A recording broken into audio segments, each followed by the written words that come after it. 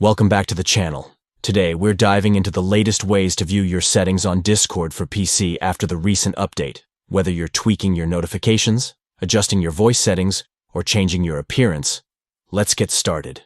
First, open your web browser and head over to discordapp.com.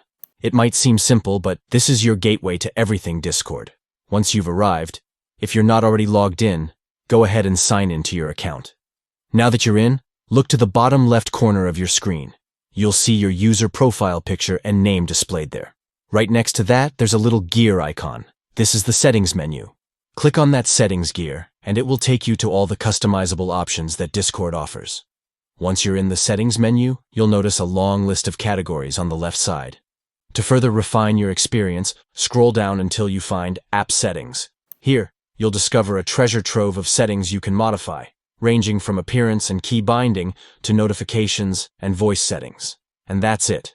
You're all set to customize your Discord experience just the way you like it.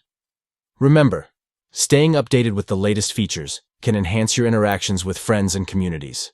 So feel free to explore each setting until you find what works best for you. Thanks for watching. If this guide helped you out, don't forget to hit that like button and subscribe for more tips and tricks. Happy Discording!